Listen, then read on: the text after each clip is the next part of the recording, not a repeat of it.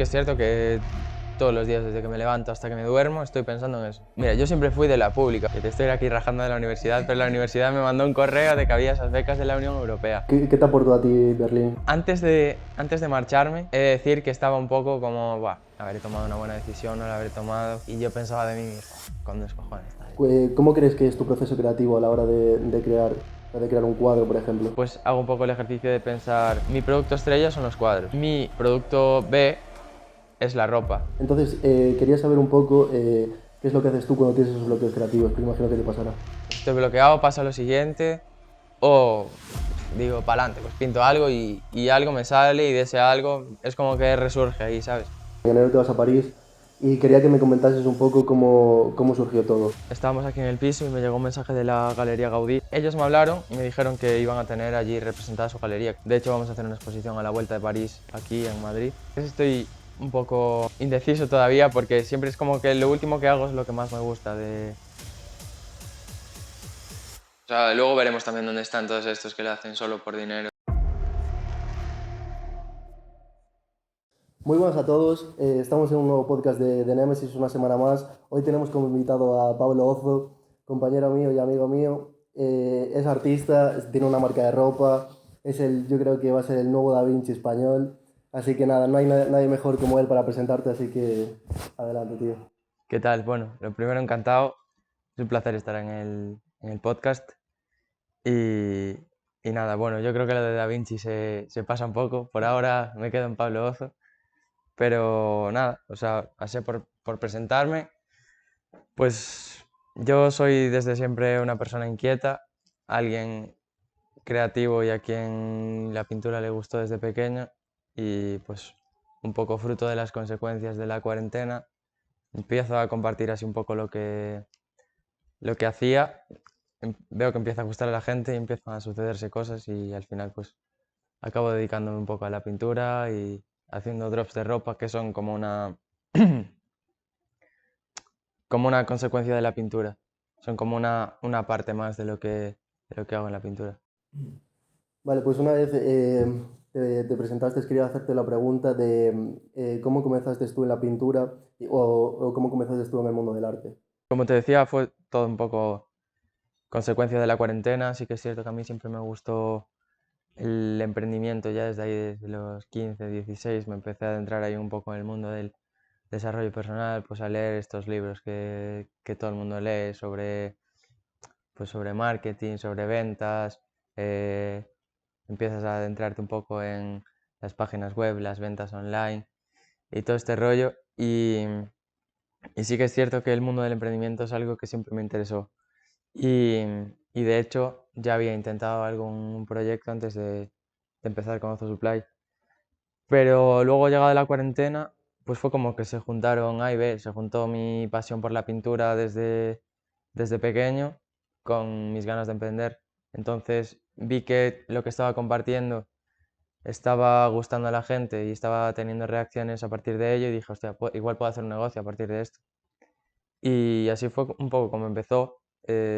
Monté una página web, la verdad que viéndolo por vídeos de YouTube, monté la página y empecé a vender láminas y cosas que estaba haciendo en casa y eso pues fue evolucionando poco a poco. Cuéntanos un poco por así decirlo, el primer proyecto que emprendiste. O sea, anteriormente, o sea, ahora mismo me habías comentado de que empezaste un proyecto. Coméntame un poco de qué trataba. ¿Era algo relacionado con el arte o era totalmente diferente? No, era totalmente diferente. Yo el arte lo veía como hobby y yo en aquel momento tampoco tenía como el sentimiento de que eso se pudiese monetizar o que se pudiese vivir de eso. Entonces lo tenía como un hobby, era algo que hacía porque me gustaba. Y yo qué sé, pues hacía dibujos para mis amigos o para mí, pues, los tenía allí en casa, tengo un montón de carpetas en casa con dibujos, pero no pensaba que eso pudiese monetizarse. Lo que sí, pues siempre me llamó el querer empezar algo, pues desde, yo qué sé, con 15 años y así, pues estar en el Plus 500 viendo las gráficas, viendo a ver en qué podía invertir, qué podía hacer y tal, sin tener ni puta idea, obviamente. Pero ya viendo esas cosas, luego, un poco más adelante, hice un curso de ventas y a raíz de ese curso de ventas, en ese propio curso, conocí a un chaval que ahora es uno de mis mejores amigos y juntos montamos una tienda online en la que hacíamos dropshipping. No teníamos ni idea, pero aprendimos muchas cosas. Aprendí pues que sé, hacer anuncios en Facebook, aprendí a cómo tenía que hablar con influencers para que probasen nuestros productos y un poco pues cómo funcionaban las tiendas y tal. Realmente era un poco de testeo, estábamos esto creo que fue en primero de carrera y bueno, estábamos un poco a ver cómo se hace, cómo es, cómo tal y fue un poco así. Pero luego ya cuando llegó la cuarentena y empecé a compartir los dibujos y vi que se podía hacer algo serio a partir de ahí, ahí ya fue cuando decidí, vale, esto es lo que yo quiero hacer. Vale, me comentabas que cuando empezaste este proyecto estás en primera de carrera y sé que, lo que tú estudiaste no tiene nada que ver con el arte, de hecho estudiaste marketing, me habías dicho, ¿no? ADE, ¿qué, o sea, ¿qué es lo que te aportó ADE a la hora de tu marca personal? Pues, si te digo la verdad, tiempo, porque como no le prestaba mucha atención a la carrera, me aportó tiempo porque no me requería mucho esfuerzo como tal.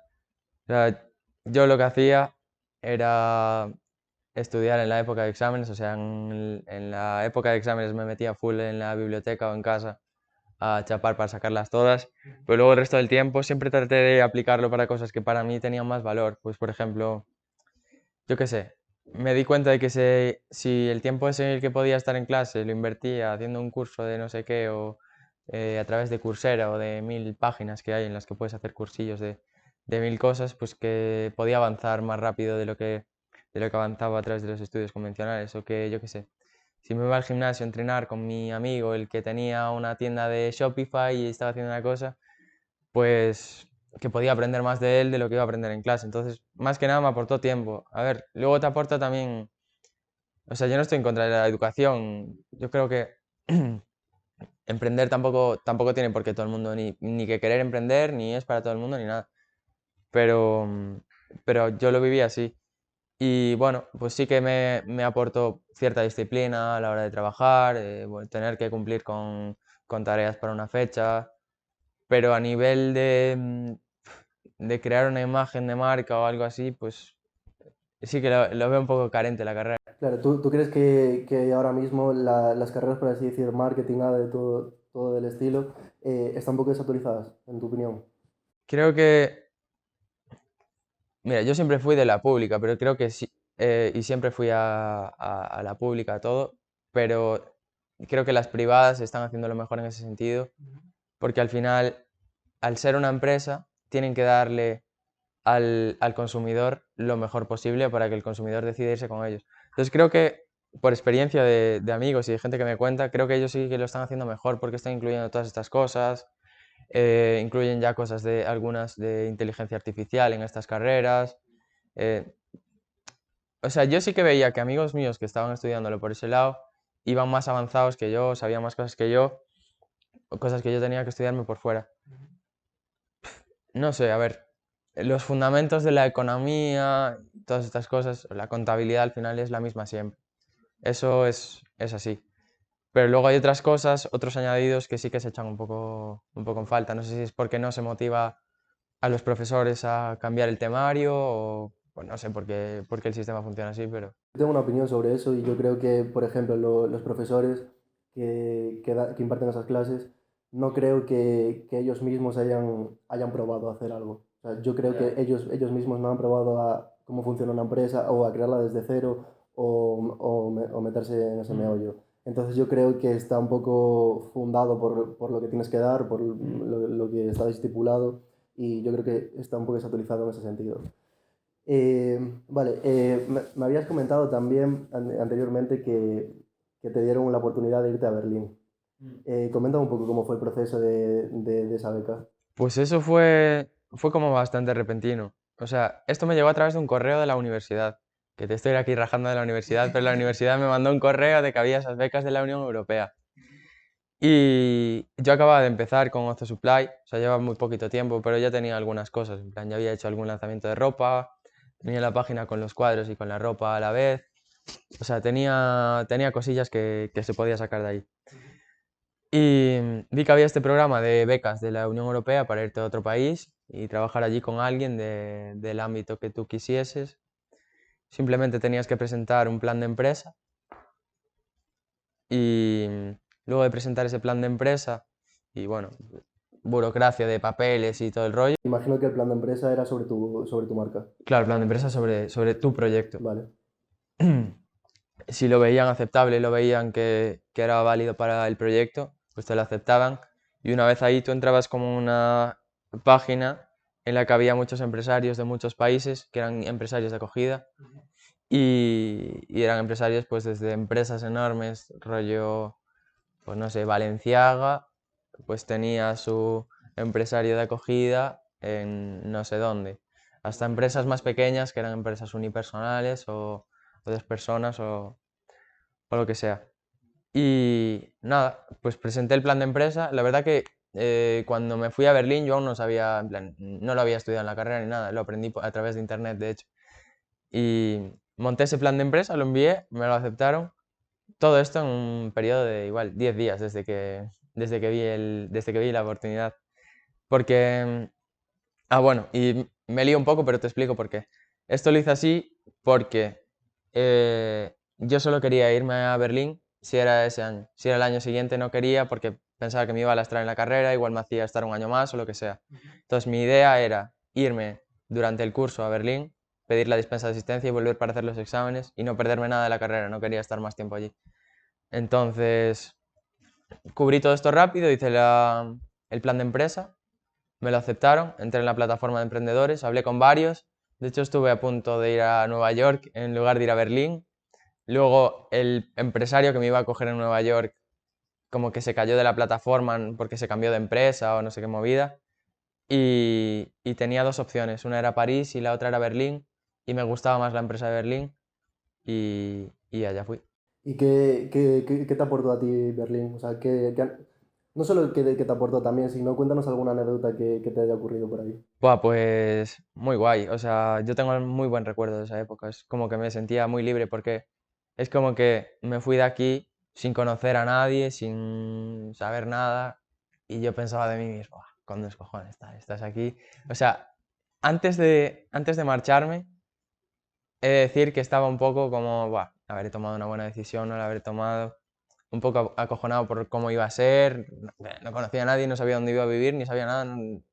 Yo había estado en Berlín 3 días, pero ya hacía, sí, previamente, 3 o 4 días, sí. Pero nada, conocía los exteriores y no sabía mucho de la ciudad. Y la verdad que se dieron muy bien las cosas, porque llegué a la empresa y cuadró que era la Fashion Week esa semana. O sea, la semana en la que llegué era la Fashion Week. Y bueno, los primeros días fueron así como de adaptación ya muy rápido porque teníamos que preparar todo para llevárnoslo. Pero fue como que ya me dio el impulso de inicio, conocer ya un montón de gente.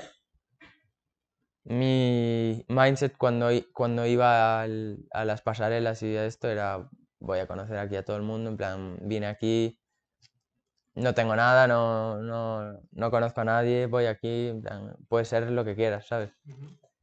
Y así fue, o sea, y eso me ayudó ya mucho desde el principio. Luego, pues, yo qué sé, hice amigos muy buenos allí fuera también y genial. ¿Y crees que hay un gran contraste de culturas entre España y Berlín a la hora del tema de arte o de diseño? O sea, sí que hay mucha más cultura artística. A ver, yo venía de Ogrove, o sea, tampoco venía de aquí, de Madrid, que sí que veo más cultura artística, más galerías y tal. Yo venía de Ogrove, que es un pueblo de 10.000 habitantes y al final, pues hay lo que hay. En verano está genial, pero en invierno está un poco muerto y tampoco hay tanta cultura de eso. Y que estoy encantado en Grove, pero en ese sentido está un poco limitado. Y allí sí que se me abrió un nuevo mundo pues eso, de ver galerías. Me molaba mucho los lunes, que era cuando yo libraba, ir a visitar todas las tiendas posibles. Y le sacaba fotos a todo de cómo lo tenían montado, cómo hacían, le sacaba fotos a la ropa, le sacaba fotos a muchísimas cosas y luego las revisaba y hacía como unas notas de todo lo que veía. Sí. Y no sé, fue como que me abrió mucho la cabeza y la forma de ver todo. O sea, vi cosas que yo desconocía. Vale. Y, o sea, teniendo las dos culturas ahora mismo y sabiendo un poco más de todo este mundillo, ¿cómo crees que es tu proceso creativo a la hora de crear, o sea, de crear un cuadro, por ejemplo? Pues es que es muy random, porque yo qué sé, a veces voy por la calle y se me ocurre algo y lo anoto. A veces tengo una idea predefinida que digo, quiero plasmar esta idea y tal, y otras veces simplemente me pongo delante y fluyo. Pero no tengo un proceso que diga A y B, es C, O sea, ¿sabes? por así decirlo, no tienes una rutina preestablecida. Y creativa no. No, o sea, sí que es cierto que todos los días desde que me levanto hasta que me duermo estoy pensando en eso. Y Lucía lo puede corroborar que estoy todo el día con eso. Pero, pero no hay como sí, como un A y B para crear, no. Es más, pues hay momentos en el día que son de resolución de tareas, pues de preparar, yo qué sé, desde estudiarme lo que voy a hacer en esta entrevista o de estudiarme con lo que voy a hablar con no sé quién que voy a hablar, porque a veces hay la percepción de que esas cosas salen naturalmente, de que vas a hablar con alguien y ya naturalmente te van a venir las ideas de lo que tienes que hablar y yo lo veo como o sea, en esa parte lo entiendo como un entrenamiento, la parte previa. Entonces siempre me preparo muy bien todas esas cosas, yo qué sé, correos, todo ese rollo. Y luego la parte creativa, pues voy fluyendo, eso. A veces me sale una idea de la calle, de ver algo, otras veces yo qué sé, descubro un nuevo artista y digo, hostia, ¿y si pruebo yo a hacer esto que está haciendo este? Y le doy mi toque, le doy mi vuelta. Y otras veces, pues de ponerme delante del lienzo y sale lo que salga. Vale, quería saber un poco también, porque imagino que tú tendrás el proceso creativo de crear libre y luego vendes tú tus productos, pero imagino que también los clientes contactarán contigo y querrán algo específico. Cuéntame un poco también cómo haces si, por ejemplo, un cliente contacta contigo, por así decirlo, los tiempos que tardas, coméntame un poco sobre eso. Sí, pues cuando alguien me pide algo específico, a ver, yo suelo tener una charla con ellos de cuáles son sus necesidades, qué es lo que quieren, qué es lo qué es lo que están buscando un poco, qué obras mías le gustan. O sea, no porque me vaya a condicionar al 100%, pero sí porque me gusta entender qué es lo que pasa por su cabeza. Por ejemplo, si voy a hacer algo para una casa, pues le pido una foto del espacio donde lo van a poner para, pues así, yo qué sé, poder hacerle una simulación antes de colocarle el cuadro directamente. Un poco así, pero bueno, es un poco como un diálogo con el cliente. Vale, y me gustaría saber, por ejemplo, a mí personalmente cuando me pongo a diseñar, muchas veces tengo esos bloqueos creativos de decir, vale, justo este día me quiero poner porque quiero sacar este proyecto, pero igual me pongo delante de la pantalla y no soy capaz y tengo que empezar a buscar referencias. Y justo ese día, por ejemplo, igual no me sale nada. Entonces, quería saber un poco qué es lo que haces tú cuando tienes esos bloqueos creativos, porque imagino que te pasará. Sí, sí, a ver, tampoco mucho porque no me rayo mucho a decir, "Buah, estoy bloqueado, pasa lo siguiente", o digo, para adelante, pues pinto algo y algo me sale y de ese algo es como que resurge ahí, ¿sabes? No sé, a veces, yo qué sé, está bien, y lo hago muchas veces, revisar libros, revisar cosas viejas, eh, volver a algo que hiciste hace tiempo y decir, a ver, ¿cómo haría esto otra vez? O, yo qué sé, a veces ponerte una limitación o decir, pues mira, tengo esto aquí, voy a usar esto nuevo y a ver qué se me ocurre. Pues algo así, pero no, o sea, no tengo una solución como tal, pero ya te digo, si veo que estoy bloqueado, paso a la siguiente cosa, o si no, pues trato de poner una limitación o buscar inspiración Vale, quería hablarte también un poco es cuando tú tienes esos procesos creativos y creas tú un cuadro, me fijé sobre todo en un cierto objeto, o no sé cómo llamarlo, que utiliza, un recurso que utilizas mucho, y es un conejo o las orejas de conejo. Explícame un poco por qué lo utilizas tanto en tus cuadros. Sí, pues, o sea, no es como un motivo específico, sino que simplemente cuando empecé en la cuarentena, cuando empecé a tomarme en serio todo el tema de la pintura y empezó el proyecto, pues se dio que igual dos de los tres primeros dibujos que hice eran conejos. Y fue como que la gente empezó a asociarlo a mí, a mí también me gustó, porque tiene como tiene intrínseca como esa curiosidad o esa inocencia también en cierto sentido, que es algo que a mí me gusta mucho representar. Y, y lo veo también un poco reflejado en mí, o sea, yo me considero una persona muy curiosa, a la que le gusta pues estar seguido aprendiendo cosas, yo qué sé, leyendo, viendo y explorando y lo asocio un poco a cómo soy yo también. De hecho, me habías contado justo anteriormente que te basaste también un poco en la película de Alicia en el País de las Maravillas, que Sí, sale ese también. conejo y que te resulta como algo, perdón, algo tuyo, en plan, como que el conejo está reflejado en ti. Explícanos un poco qué viste en la película para que te gustase tanto. Sí, o sea, no es por la película en sí, sino por el hecho de cuando entra en la madriguera y se le cambia, le aparece como un nuevo mundo y tal. Y yo qué sé, igual se puede interpretar como el mundo creativo y el mundo personal, no sé. O sea, no reflexioné realmente muy profundamente, pero sí que lo asocio a esas cosas y, y no sé, me gusta tenerlo presente. Vale, ahora quería hablarte también un poco de cuando captas tú los clientes. Eh, Imagino que muchos clientes ya contactan contigo y ya haces todo el proceso como comentabas antes, pero también, o sea, creo que haces como exposiciones, tú vas a ciertos lugares y expones tus cuadros y los dejas ahí un par de tiempo para que la gente lo vea, lo visualice y tal. Entonces, quería saber un poco que cuando tú haces todo ese proceso de dejarlo ahí un par de días, un par de semanas, no sé cuánto lo dejas, si te resulta, si al final te sale rentable hacer eso. Sí, o sea, siempre trato de hacerlo. Yo creo que el ejercicio es un poco de pensar quién es mi público, en plan, cuál es la gente que me compra, la gente que le interesa lo que yo hago.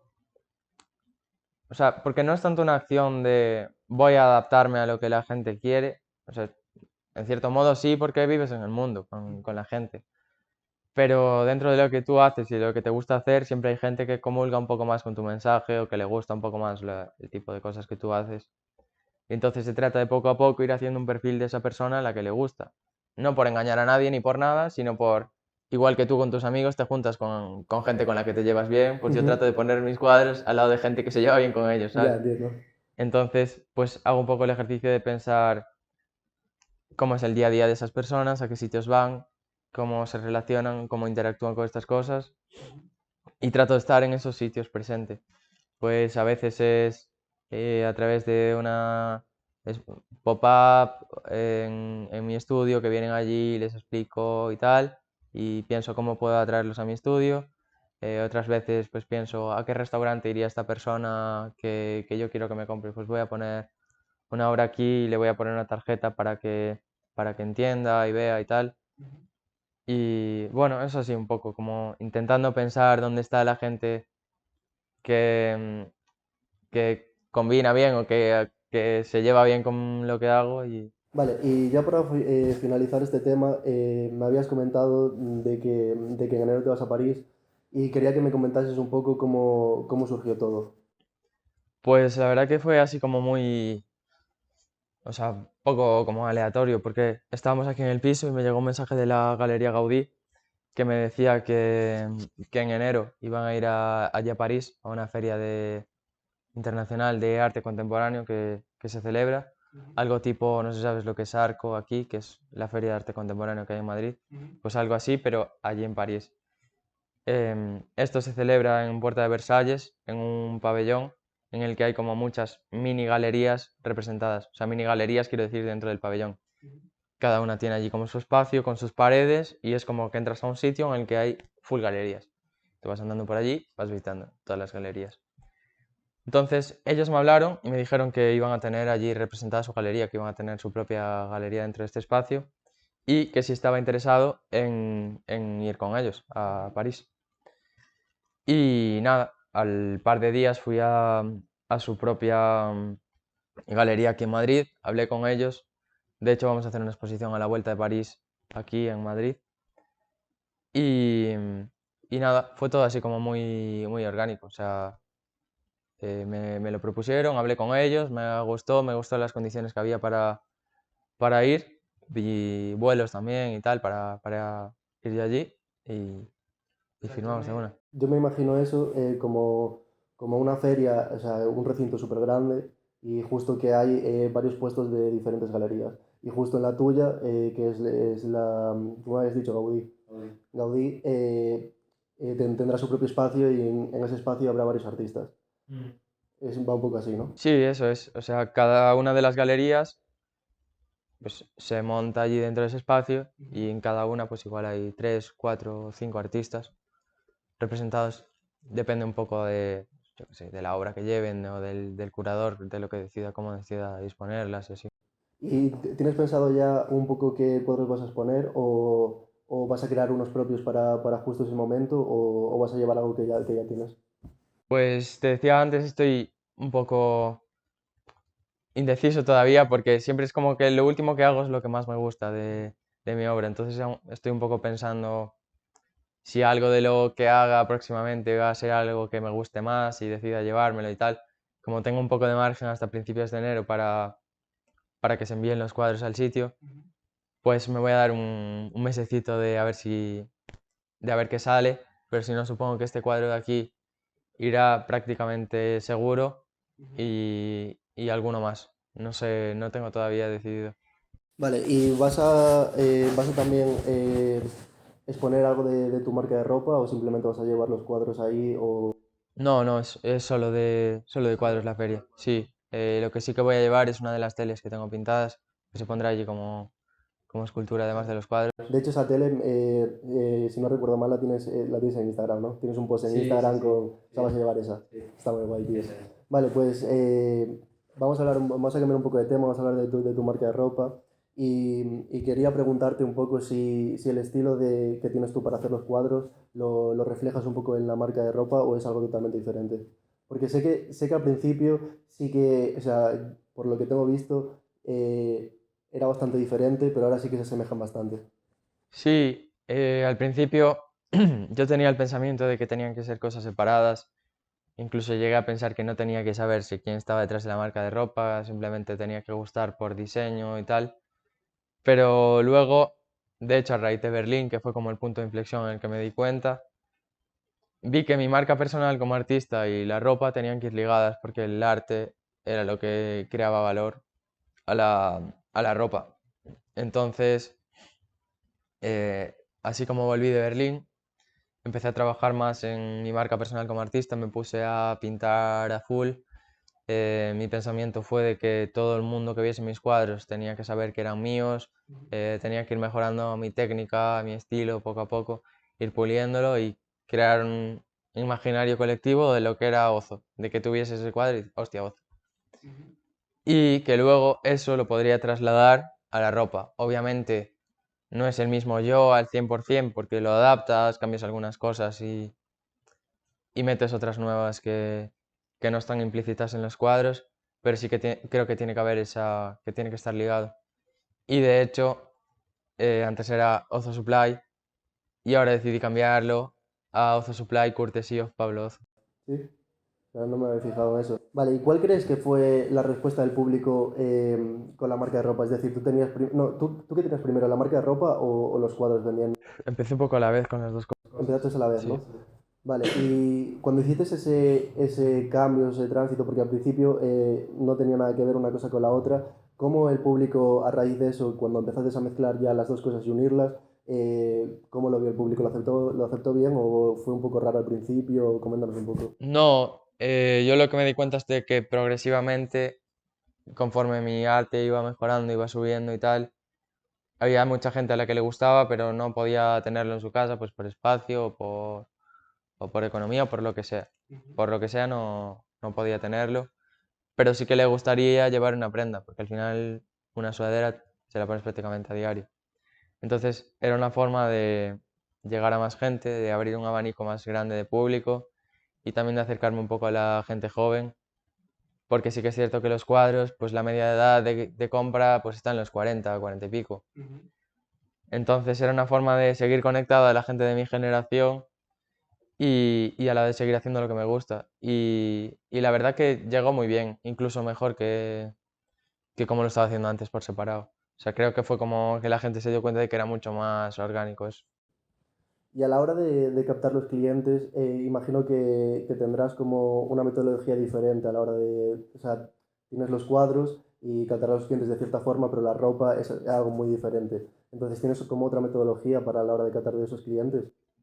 No mucho, o sea, porque yo lo que hago es compartir el arte que hago y lo que promociono a full son los cuadros.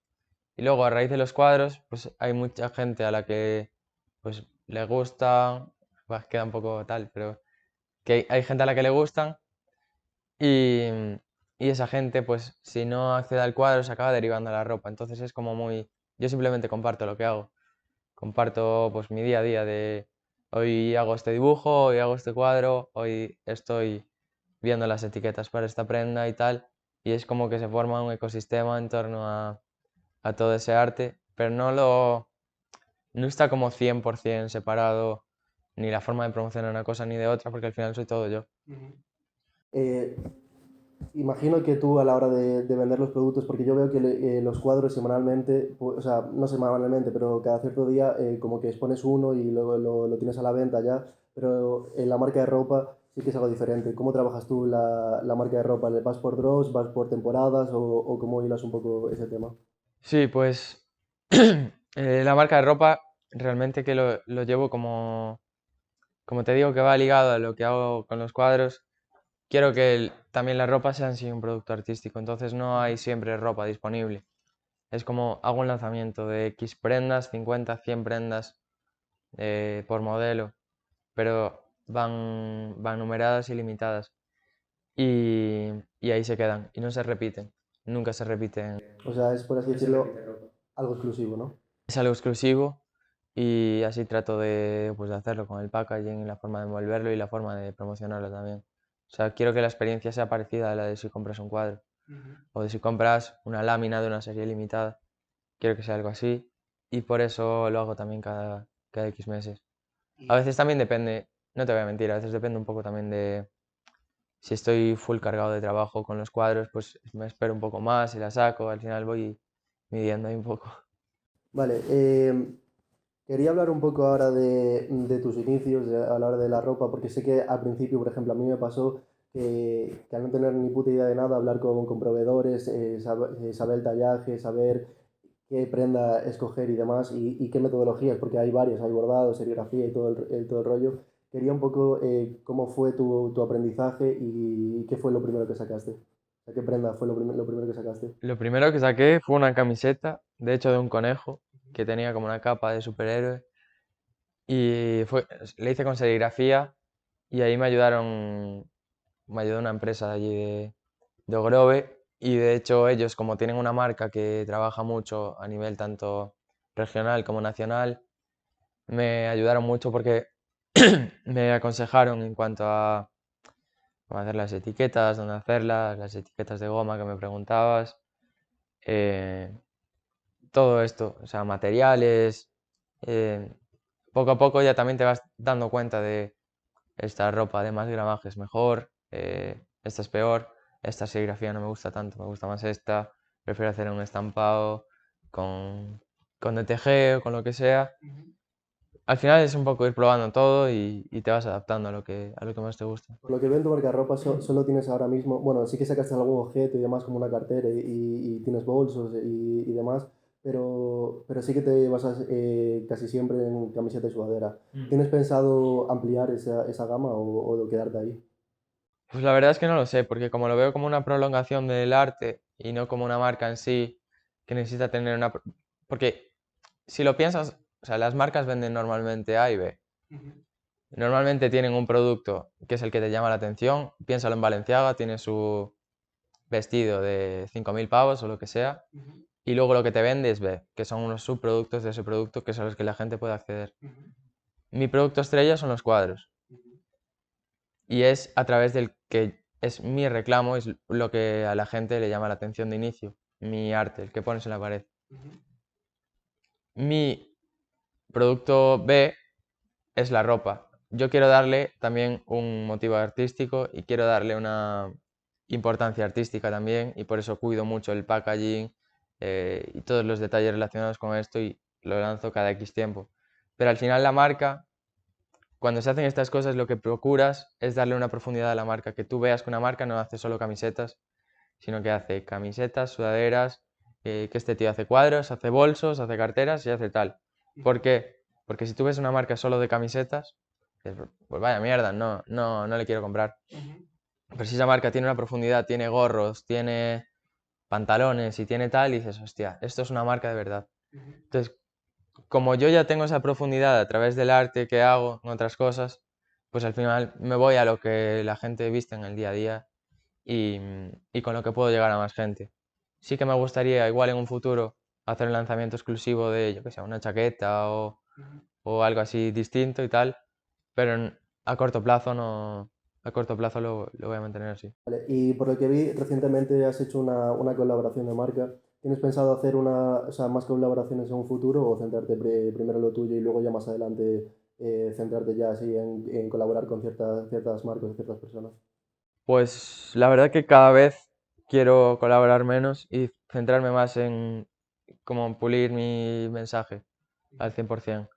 Y porque a mí me gusta mucho como controlar todo lo que hago, no sé si es un defecto, pero me gusta como tener ahí controlado todo lo que va ligado a mi imagen, porque al final es mi empresa. Igual que si en un restaurante pues quieren tener controlada toda la cadena de producción y todo lo que se hace para luego servir en la mesa, pues es más o menos lo mismo. Entonces trato de cada vez limitarlo más y a medida que pueda ir creciendo yo, pues tener más posibilidades, pero limitar por ese lado las colaboraciones. Vale, como este podcast también quiero que la gente aprenda y le aporte valor y demás, quería preguntarte o si puedes dar algún consejo a la gente que está iniciando en este mundo, tanto en el arte como en hacer una marca de ropa. ¿Qué consejos le darías tú al principio para esas personas? Pues, a ver, yo creo que es lo mismo en todo. O sea, yo creo que tienes que hacer la cosa es hacer el ejercicio de pensar quién es tu público y cómo vas a dirigirte a ese público. Una vez sabes quién es tu público, pues piensa, ¿qué le preocupa a esa persona? O sea, al final es lo mismo para todo, porque si tú lo piensas en una revista, esa revista, te digo lo de la revista porque hace poco vi el documental de Playboy y me di cuenta de que el tío tenía al 100% controlado y entendía perfectamente qué era lo que pasaba por la mente del hombre de la época. Y es así, o sea, es tanto en una revista como en cualquier cosa. O sea, Hugh Hefner entendía qué era lo que le preocupaba por las mañanas a un tío, qué era lo que aspiraba a ser, qué era lo que le gustaba, qué era lo que hacía en su día a día, a qué sitios iba y tal. Y entonces le recomendaba cosas en función a ello. Pues yo creo que una marca, un artista o quien sea, tiene que ponerse en la mente del consumidor y pensar cuál va a ser su rutina diaria, qué va a hacer, qué cosas añora, qué cosas le preocupan. Y en función de eso, comunicar en torno a ello.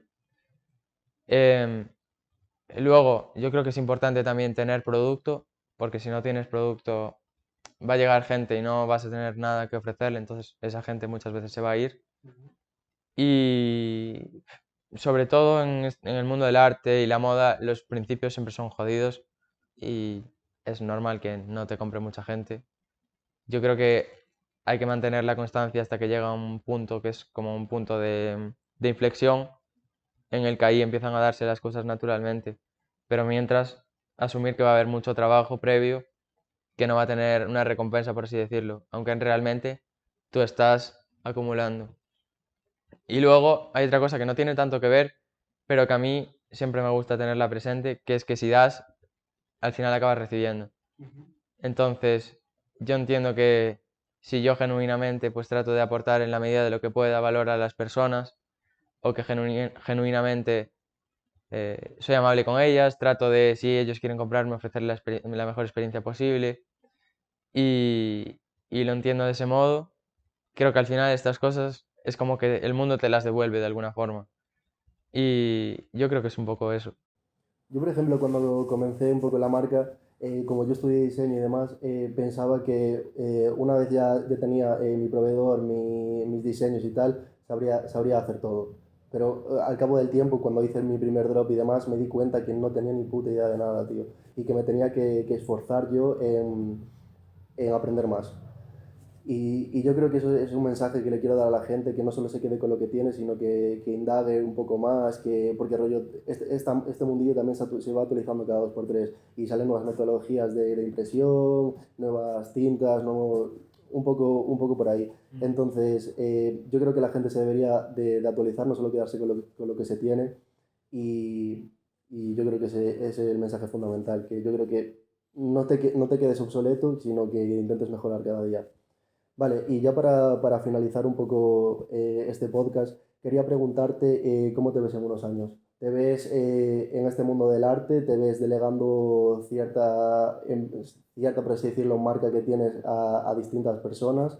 ¿O, o cómo vas a enfocarte en un futuro? Pues, si te digo la verdad, a mí lo del arte es algo que me apasiona y que hago por hobby todos los días. Entonces yo creo que voy a seguir haciendo esto 100%.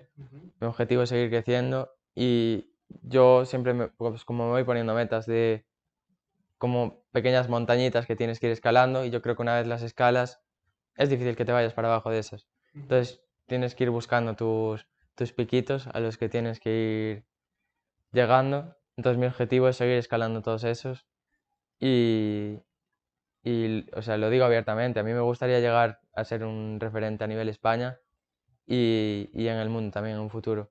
Sé que es algo súper jodido y, y que es muy complicado, está al alcance de muy poca gente, pero vaya, yo que lo voy a intentar y si lo voy a conseguir o no, no lo sé, porque no depende solo de mí, depende también pues del entorno y de cómo se den las cosas. Pero es mi... O sea, y mi pregunta también, para concretar un poco más, es más bien no a corto plazo, sino un poco a largo plazo. O sea, cómo se ve Ozo, por ejemplo, con 50 60 años?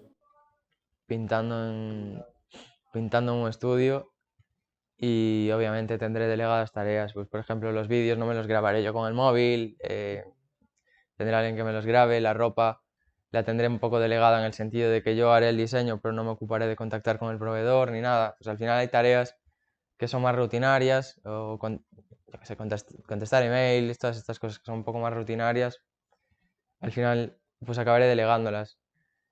Pero lo que es la parte creativa a mí me flipa, o sea, es mi hobby y es afortunadamente mi trabajo también. Entonces, ahí seguiré. O sea, que no lo haces solo porque, o sea, lo haces porque es tu pasión, más bien que por lo que te requiere económicamente. Pero es que yo creo que si no fuese mi pasión, no podría dedicarle todo el tiempo que le dedico.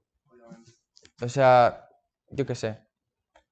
Yo perdón que te interrumpa, pero yo veo mucha gente que sí que hace ciertos proyectos solamente por dinero. Por ejemplo, ahora que está muy de moda el tema de la ropa, sí que la hace, me va a dar, veo Nude Project, lo voy a rentabilizar porque si ellos pudieron hacer esto, yo también puedo. Por ejemplo, gente que se crea canales de YouTube y dicen, ya no es hobby, dicen, mira lo que está ganando Ibai y todos estos youtubers o todos estos streamers. Entonces van ya por lo económico y no por pasión. Entonces, la pregunta iba un poco hilada a eso, si tú lo hacías, o sea, la pregunta de cómo te ves en un futuro iba por si era más tema económico y te sale rentable o si es tu pasión, de verdad. Y por lo que veo, es tu pasión. Sí, o sea, luego veremos también dónde están todos estos que lo hacen solo por dinero, dónde están en 10 años. Porque yo creo que cuando te metes a algo y te implicas al 200% es muy, muy, muy difícil mantenerlo constante durante mucho tiempo. Tendrán, porque ahora tienen seguramente esta gente tendrá la motivación inicial, pero, pero luego esa motivación no va a estar ahí todos los días. Entonces, yo creo que es importante tratar de encontrar algo que te guste y no tiene por qué ser en emprendimiento. O sea, puede ser profesor o ser, yo qué sé, banquero o lo que sea. O sea, profesiones de puta madre. Y, y yo creo que en cierto modo se está romantizando un poco la figura del emprendedor y tampoco tiene por qué ser para todo el mundo, ni todo el mundo tiene por qué querer eso. Yo qué sé. Hay, hay momentos buenos y malos. Yo a veces también estoy agobiado de, joder, tengo la hostia de cosas que hacer y me apetece desconectar un poco, pero no puedo desconectar porque si desconecto se para la rueda. Entonces, todo tiene sus pros y sus contras, yo creo que hay que verlo así y, y tratar de buscar algo que te guste e ir a muerte con eso. Y no solo eso, yo creo que de hecho tú en el momento que emprendes sacrificas un montón de cosas, ya sea con tus amigos, con tu familia o el tiempo libre que tengas, sacrificas un montón de cosas. Y entonces ya ves tú la balanza si te renta lo económico, si es tu pasión, entonces tienes que poner todo en una balanza, perdón, y decidir. sea, yo creo que va un poco por ahí. Y lo que tú dices, si realmente no te gusta y solo lo haces por dinero, la balanza siempre acaba pesando y acabas por o tirar la toalla o dejarlo o simplemente te quema y dices tú me pongo otra cosa. Y lo que tú también decías, que emprender yo creo que tampoco es para todo el mundo. O sea, no solo porque, o sea, ahora está muy de moda sí emprender y todos los jóvenes quieren emprender y tal, pero sí que yo veo que es necesario que bajes a la calle y haya un panadero que te saque una sonrisa y que te venda el pan o cualquier negocio, por así decirlo. Y bueno, ya para finalizar un poco el podcast, siempre les hago la pregunta al invitado de que tiene la oportunidad él de hacerme una pregunta a mí. Sé que no lo tenías pensado, No, no pero... lo tenía pensado.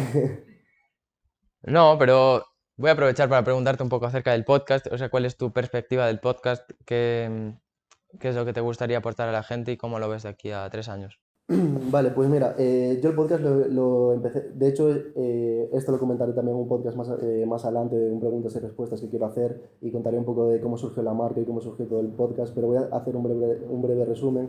Y todo esto empezó por un proyecto de clase que yo tenía un proyecto final que tenía que crear una empresa y a mí me apasionaba sacar algo mío. O sea, no, porque normalmente lo que hacían los demás estudiantes y los demás amigos míos que tengo en el ciclo pues se basaban en algo que ya estaba creado. O sea, cogían algo que estaba creado y le cambiaban el nombre y copiaban un poco lo que tenían y tal. Entonces yo quería hacer algo propio. Entonces todo comenzó por hacer una revista, luego todo eso avanzó, creé mi primer drop, luego lo quería seguir escalando poco a poco y no sabía cómo captar muy bien los clientes, no sabía si meter anuncios y tal. Entonces, siguiendo un poco la rueda, decidí crear este podcast para, no solo para promocionarme, sino para también aportar un poco de valor y a la gente que quiere empezar un nuevo proyecto, que sepa cómo se hace y cómo diferentes artistas, no solo artistas también, o sea, quiero entrevistar a diferentes tipos de personas, que ya sea tema fitness, que también me parece muy interesante, tema emprendimiento, tema artistas, todo quiero tocar un poco varios temas y surgió un poco por eso, porque de hecho también un sueño frustrado mío siempre fue ser streamer o youtuber, que yo empecé desde muy chiquito, pero por temas personales nunca lo logré, porque siempre, o sea, mi setup, por así decirlo, era en el salón y claro, estando al lado de mis padres me daba un montón de vergüenza. Entonces, como supongo que tengo esa vena emprendedora y quería cumplir el sueño desde que era chiquitito, pues empecé este podcast y creé este canal de YouTube. O sea que va un poco por ahí los tiros, pero lo explicaré más adelante. Pues a tope, tío. Pues muchas gracias, tío, y siempre le doy la oportunidad al invitado de cerrar el podcast, si quieres decir algo más. O dejaré también en la descripción de este vídeo y de este podcast tus redes sociales, tu página web y todo lo que tengas. Así que nada, te doy la oportunidad de que te despides al cámara. Pues nada, muchas gracias por escucharme, espero que os guste, espero que os sirva y París, nos vemos pronto.